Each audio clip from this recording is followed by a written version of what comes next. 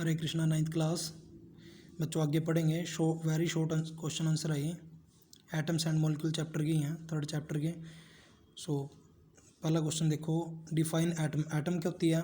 Smallest particle of matter. Matter हम पढ़ चुके हैं फर्स्ट लेसन में। मैटर क्या होता है? कोई वस्तु जो स्थान घेरती है। हर एक वस्तु क्या है? मैटर है। अर्थ पे पूरे ब्रह्मांड में कोई भी वस्तु क्या है? मैटर।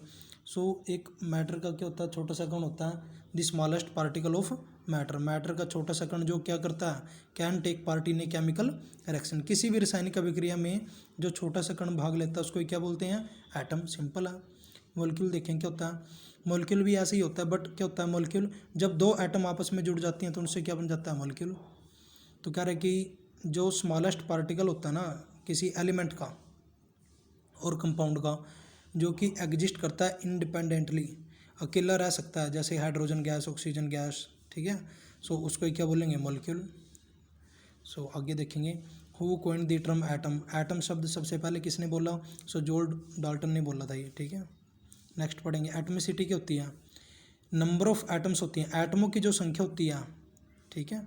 जो एटमों की संख्या होती है किसी मॉलिक्यूल के अंदर, जिन एटमों की संख्या से मॉलिक्यूल बनता है, या फिर किसी मॉलिक्यूल के पास जो नंबर ऑफ एटम्स होते हैं किसी, देखो मैंने बताया था मॉलिक्यूल किससे बनता है? एटम। जब आप दो एटम आपस में, दो या दो से ज़्यादा एटम आपस में कंबाइन हो जाती हैं तो उससे क्या बन जाता है? मॉलिक्यूल।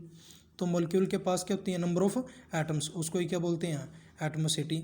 जैसे Cl है, Cl के कितने एटम है? 2 है। कितने? 2 होंगे, ठीक है।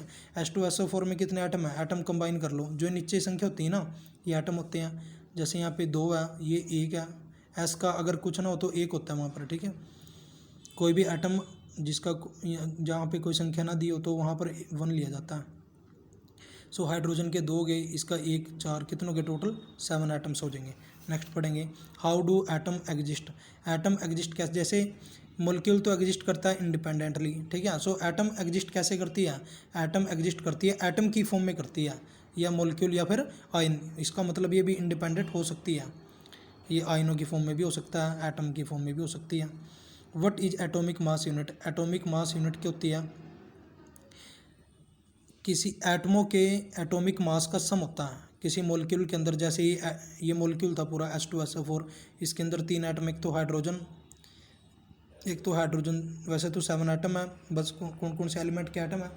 हाइड्रोजन के, सल्फर के और ऑक्सीजन के। कह रहा है कि जो ये सम होता है atomic mass of all the atoms, सभी एटमों के एटॉमिक मास का सम होता है किसी मॉलिक्यूल के अंदर ऑफ दी सब्सटेंस, उसको ही एक्सप्रेस करते हैं इन दी एटॉमिक मास यूनिट। जैसे H2O है, H2O में हाइड्रोजन का एटॉमिक मास 1 होता है, ठीक है। हाइड्रोजन का एटॉमिक मास कितना होता है? 1, आप पिछली वीडियो में पढ़ चुके हो ये।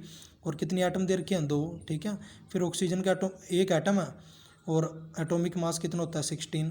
टोटल कितना आ जाएगा? 18 AMU, एटॉमिक मास यूनिट। आज के लिए इतनी है बच्चों। हरे कृष्णा।